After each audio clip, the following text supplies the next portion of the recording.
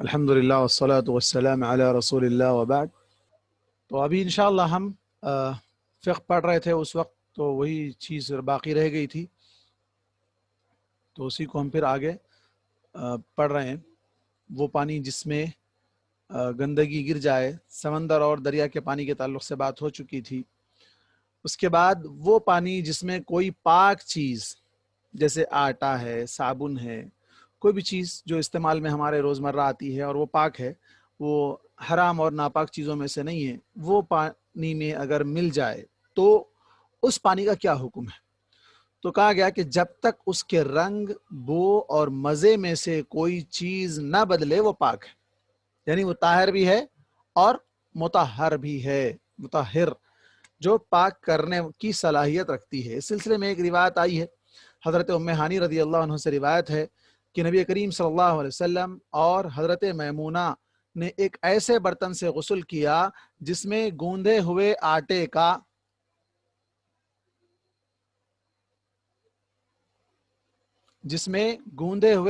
کا اثر تھا، اور اگر اس کے رنگ، بو یا مزہ کوئی بھی چیز اس میں سے بدل جائے تو یہ سب کے نزدیک طاہر تو ہے، لیکن اس کے مطہر ہونے میں اختلاف ہے۔ مطلب گوندا ہوا آٹا ہے، وہ برتن میں آپ آٹا گوندے ہوئے پھر اسی کے اندر پانی ڈال کر اگر آپ وضو کرنا چاہ رہے ہیں، اگر اس میں پانی کا رنگ بدل جا رہا ہے، پانی کا مزہ بدل جا رہا ہے اور اس میں بو آ رہی ہے، تو وہ پانی تو پاک ہے، لیکن پاک کرنے کی صلاحیت اس کے اندر نہیں ہے، وہ رنگ اس کا بدل گیا، اس کا ٹیسٹ بدل گیا، تو ایسی صورت میں لیکن وہ پانی اگر لگ جائے تو دھونا ضروری نہیں ہے، دھونا ضروری نہیں ہے۔ وہ پانی جس میں کوئی نجاست گر جائے، اب پہلا مسئلہ تھا پاک چیز اگر گر جائے تو وہ پانی پاک ہے، لیکن اگر اس کا رنگ یا مزہ یا بو بدل رہی ہے تب ایسی صورت میں اس پانی کو استعمال نہیں کیا جائے گا۔ اگر نہیں بدل رہے ہیں تو اس کو استعمال کیا جا سکتا ہے، جیسے ایک حدیث آئی، حضرت میمونہ نے ایک ایسے برتن سے غسل کیا جس میں گوندے ہوئے آٹے کا اثر، تھوڑا بہت آٹا اس میں کہیں کہیں لگا ہوا تھا، اسی سے انہوں نے استعمال کر کے غسل کر لیا۔ تو یہ چیز تو ہم بھی استعمال کر سکتے ہیں۔ اور اس کے بعد ہے مسئلہ وہ پانی جس میں کوئی نجاست گر جائے، وہ پانی جس میں کوئی گندی چیز گر جائے۔ اب اس کی دو صورتیں بنے گی۔ پہلی صورت یہ ہے کہ نجاست سے اس کے رنگ، بو یا مزے میں سے کوئی چیز بدل جائے، اس صورت میں اس کے ناپاک ہونے پر سب کا اتفاق ہے، یعنی اگر نجس چیز پانی میں گر گئی جس کی وجہ سے رنگ یا بو یا مزہ، وہ یہ نہیں دیکھیں گے کہ پانی کتنا ہے، اس کا اندر مزہ بدل گیا، رنگ بدل گیا، بو اس کے اندر سے آ رہی ہے، تو ایسی صورت میں سب کے پاس ناپاک ہے۔ وہ پانی ناپاک مطلب نہ وہ خود پاک ہے نہ وہ کسی اور کو پاک کر سکتا ہے۔ پہلی صورت میں ہم جو ابھی پڑھے ہیں اس کے اندر کیا ہے، پانی پاک ہے لیکن پاک کرنے کی صلاحیت اس کے اندر نہیں ہے، طاہر ہے لیکن مطہر نہیں ہے۔ دوسری صورت، اس میں اگر نجاست گر جائے تو کیا ہوگا، اس کے رنگ، بو یا مزے میں سے کوئی چیز بدلی ہوئی نہیں ہے، تو اس صورت میں یہ دیکھا جائے گا کہ وہ پانی کتنا ہے۔ اس صورت میں اگر یہ کم ہے، پانی کم ہے تو ناپاک ہے، اگر زیادہ ہے تو پاک ہے۔ پاک سے مراد طاہر اور مطہر۔ اب پانی کم یا زیادہ کی مقدار کیسے اس کو ہم جو نا جانچیں گے، تو ہم کو حدیث کے اندر قلتان والی حدیث آتی ہے، آگے حدیث آ رہی ہے نیچے آپ کے پاس۔ اس صورت میں اگر یہ کم ہوتا ہے تو ناپاک ہے، اور اگر زیادہ ہوتا ہے تو پاک۔ کم پانی وہ ہے جو بڑے مٹکوں 2.5 مشک سے کم ہو، اور زیادہ وہ ہے جو 2 بڑے مٹکوں یا ان سے زیادہ ہو۔ 2.5 مشک کتنا ہوتا ہے؟ مشک کا جو معیار ہے ہر زمانے میں الگ الگ رہا ہے، لیکن اگر مٹکے کی بات کی جائے تو علماء نے اس کی مقدار جو متعین کی ہے لیٹر کے حساب سے، آج پانی لیٹر کے حساب سے جو ہے نا پیمانہ کیا جاتا ہے پانی کا، تو کہا 160 لیٹر پر آدھا لیٹر، 160 لیٹر اینڈ ہاف پانی ہے۔ اس میں اگر گندگی گر گئی ہے تو وہ پانی کیا ہو گیا؟ ناپاک ہو گیا۔ 160 لیٹر سے زیادہ ہے، اس میں گندگی گری ہے، مزہ، رنگ اور بو نہیں بدلی ہے، تو وہ پانی استعمال کر سکتے ہیں۔ وہ زیادہ پانی ہے اور رنگ اور مزہ یا بو بدل گیا ہے تو ایسی صورت میں اس کو بھی استعمال نہیں کر سکتے ہیں۔ اس سلسلے میں دلیل ہمارے سامنے موجود ہے، حضرت عبداللہ بن عمر رضی اللہ عنہ سے روایت ہے کہ نبی کریم صلی اللہ علیہ وسلم نے فرمایا، اگر پانی ہجر کے 2 مٹکے ہوں تو نجاست نہیں اٹھاتا. عرب کے ایک مشہور علاقہ ہے ہجر، اس جگہ کے 2 بڑے بڑے مٹکے، اگر وہ مٹکے بھر پانی ہو، تو آپ نے پیمانے کے لیے بتلایا، جب لیٹر کا حساب نہیں تھا تو مٹکے، وہ بڑے بڑے مٹکے جو مشہور ہے اس زمانے میں عرب میں، تو اس مٹکے کو سامنے رکھتے ہوئے آپ نے کہا کہ اتنا پانی اگر ہو تو وہ پانی نجس نہیں ہوتا، یعنی وہ بہت زیادہ ہے، 160 لیٹر سے زیادہ ہے. لیکن اگر اس میں یہ چیز کہ تینوں میں سے کوئی ایک چیز بدل جائے تو پھر وہ بھی، جیسے کہ پہلی بات ہے کہ رنگ، مزہ یا بو بدل جائے تو وہاں پانی کی مقدار نہیں دیکھی جائے گی. جہاں یہ تینوں چیزوں میں سے کوئی ایک چیز بھی نہیں بدلی ہے تو وہاں پانی کی مقدار دیکھی جائے گی. اب ہمارے پاس سمپ کا پانی ہے گھر میں، یا اوپر ٹینک کا پانی ہے، 500 لیٹر، 1000 لیٹر کم از کم ٹینک ہوتی ہے ہماری. اس میں کوئی چیز گر جائے، کبھی کبوتر گر گیا، کبھی کوا گر گیا، کبھی چپلک گر گئی، ہاں، تو یہ چیزیں گر کر مر جاتی ہیں، سڑان پیدا ہو جاتی ہے، بو ہو جاتی ہے، کراہت تو ہوتی ہے، ہم تو اس کو استعمال نہیں کرتے ہیں. اس وقت تک استعمال کرتے ہی رہتے ہیں جب تک ہم کو پتا نہ چلے. جب اس میں بو محسوس ہوتی ہے تب ہمیں محسوس ہوتا ہے کہ نہیں، یہ پانی بدلا ہوا ہے، پانی کا رنگ بدل کر آ رہا ہے، پانی کے اندر بو آ رہی ہے، پانی کا مزہ، ٹیسٹ بدل گیا ہے. اب وہ چاہے 1000 لیٹر ہو، چاہے کتنا بھی ہو، ہم اس پورے پانی کو بہا دیں گے، اس کو استعمال نہیں کر سکتے ہیں. ایک تو پہلی بات تو یہ ہے کہ ہم اس کو استعمال کرنا ہمارا نفس چاہتا بھی نہیں ہے. دوسری صورت یہ ہے کہ اس سے ہم وضو عبادت کے طور پر جو کہ طہارت ہم کو لینی ہے، وہ طہارت ہم اس سے نہیں لے سکتے ہیں. غسل یا وضو یا طہارت اس پانی سے ناممکن ہے. مستعمل پانی، نمبر 4، مستعمل پانی کیا ہے؟ وہ پانی جو ایک مرتبہ وضو یا غسل میں استعمال ہو چکا ہو. اب ہمارے پاس تو پائپ لائن بنی ہوئی ہے، واش بیسن بنا ہوا ہے، ہم وضو کرتے ہیں، پانی پورا اندر بہ کر چلا جاتا ہے. اور پچھلے زمانے میں ٹب میں وضو کیا جاتا تھا.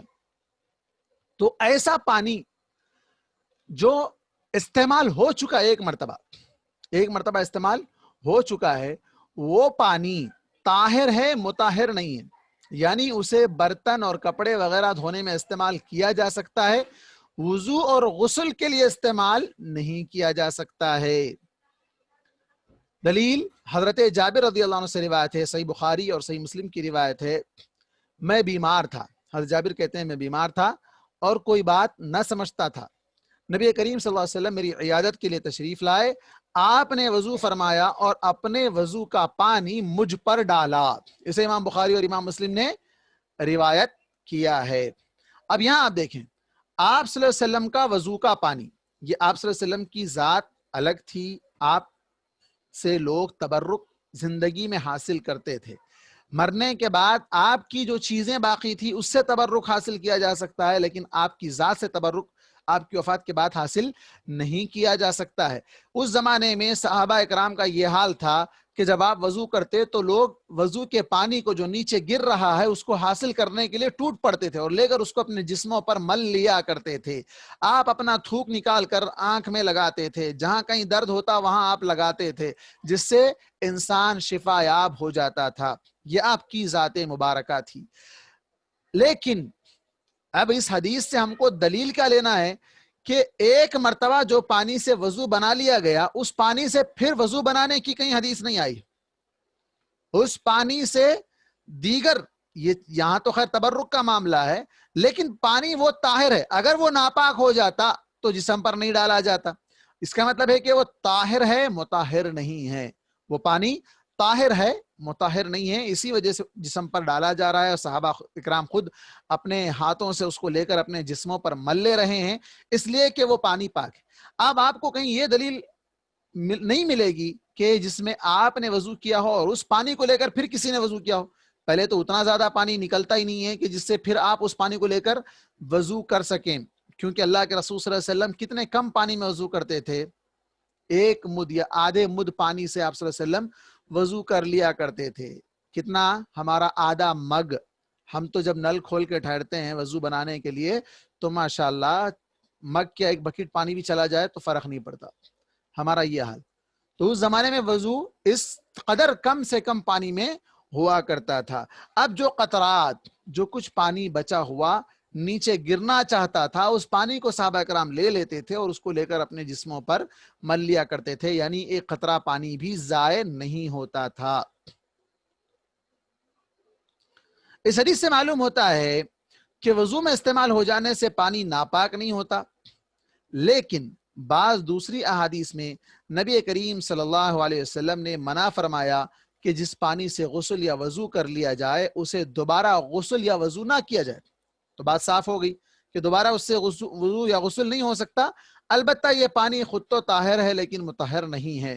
دلیل نیچے آپ کے سامنے موجود ہے، صحیح مسلم کی ابن ماجہ کی روایت ہے، حضرت ابو ہریرہ رضی اللہ عنہ سے روایت ہے، نبی کریم صلی اللہ علیہ وسلم نے فرمایا تم میں سے کوئی شخص جنابت کی حالت میں کھڑے ہوئے پانی میں غسل نہ کرے۔ کھڑا ہوا پانی مطلب بہتا ہوا ندی کا پانی نہیں ہے، وہ سم ہے یا جو ہے نا سوئمنگ پول ہے مثال کے طور پر، وہاں پر غسل کھڑے ہوئے پانی میں جنابت کی حالت، وہ جنوبی ہے، اس کو احتلام ہو گیا ہے یا وہ بیوی سے مجامعات کر چکا ہے، ایسی حالت میں وہ ایسے کھڑے ہوئے پانی میں غسل نہ کرے۔ حضرت ابو ہریرہ رضی اللہ عنہ جب یہ حدیث بیان کر رہے تھے تو لوگوں نے پوچھا ابو ہریرہ تو پھر وہ کیا کرے؟ ابو ہریرہ نے کہا اسے ہاتھ سے لے کر نہ ہے، پانی اندر سے لے کر باہر نہ ہے، پانی لے کر باہر نہ ہے۔ کیوں؟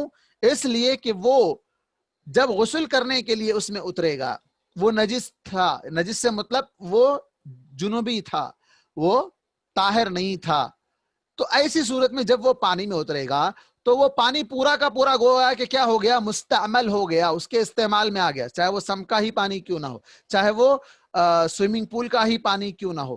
ایسی صورت میں دوسرے لوگ وہاں پر غسل نہیں کر سکتے ہیں، دوسرے لوگ۔ اب یہ سوال تو اٹھے گا کہ بھائی آج کس کے بارے میں کیا پتا کون جنبی ہے کون نہیں ہے، سوئمنگ پول ہم جاتے ہیں وہاں پر مسلمان بھی آتا ہے، ہندو بھی آتا ہے، سب لوگ آتے ہیں وہاں، سب تیرتے ہیں، انجوائے کرتے ہیں، تو پھر کیا کریں؟ تو آپ وہاں عبادت والا غسل نہیں کر سکتے ہیں، آپ تیراکی کر سکتے ہیں، تیراکی آپ کر سکتے ہیں، پھر سے آپ کو باہر آ کر الگ سے غسل کرنا پڑے گا، پھر سے آپ کو اسی غسل پر آپ اکتفا نہیں کر سکتے ہیں۔ اچھا، اس کے بعد ابو داؤد کی روایت میں نبی کریم صلی اللہ علیہ وسلم کے الفاظ یوں ہیں، تم میں سے کوئی شخص کھڑے ہوئے پانی میں پیشاب نہ کرے اور نہ ہی جنابت کی حالت میں اس میں نہائے۔ کھڑے ہوا پانی وہی سوئمنگ پول کا پانی ہے، بولی کا پانی ہے، تالاب کا پانی ہے، تالاب بھی کہیں بہنے والا نہیں، ایک ہی جگہ رکنے والا پانی ہے، تو ایسے پانی میں پیشاب نہ کرے۔ سوئمنگ پول میں پتہ نہیں کون کیا کرتا ہے، اللہ بہتر جانے، ہاں، اور جنابت کی حالت میں اس میں نہ نہائے۔ اگر نہائے گا تو وہ دوسروں کے لیے پانی مطہر نہیں ہوگا، مطہر پانی۔ اب آپ دیکھیں گے سوئمنگ پول میں تو کئیوں ہزاروں لیٹر پانی ہوتا ہے، اب وہ پانی کا مزہ تو شاید جلدی نہیں بدلے گا اور رنگ بھی نہیں بدلے گا اور اس کا ٹیسٹ بھی نہیں بدلے گا اور اس کے اندر سے بو بھی نہیں آئے گی، تو ایسی صورت میں آپ کیسے اندازہ لگائیں گے؟ تو یہی ہے کہ اس میں نہ نہائے، ایسے پانی میں جنابت کی حالت میں نہ نہائے، پیشاب بھی نہ کرے۔ اب احتمال ہے کون کرا کون نہیں کرا، تو آپ کیا کریں گے؟ باہر آ کر آپ الگ سے غسل کر لیں گے، بہتر یہی ہے۔ اب ہمارے پاس تالاب، بولیاں، ندیاں، کینال وغیرہ سب ختم ہوتی جا رہی ہیں، اس وجہ سے آرٹیفیشل سوئمنگ پول میں ہم لوگ تیر کر انجوائے کر لیتے ہیں۔ تو یہ چیز مسلمانوں کو یاد رکھنی چاہیے کہ تیرنے کے بعد پھر الگ سے وہ نل کے پانی سے حمام میں جا کر الگ سے غسل کر لے، یہ اس کے لیے زیادہ بہتر ہے۔ اس کے بعد جھوٹا پانی، انسان کا جھوٹا پانی، جھوٹا سے مراد انسان جو پیا ہوا ہے، پی کے رکھا ہوا ہے، لیکن وقت ابھی ہمارے پاس سیرت کو بھی دینا ہے، 20-25 منٹ باقی ہے، یہ بہت لمبی ٹاپک جا رہی ہے، تو ہم اس کو آئندہ کے لیے رکھ دیتے ہیں۔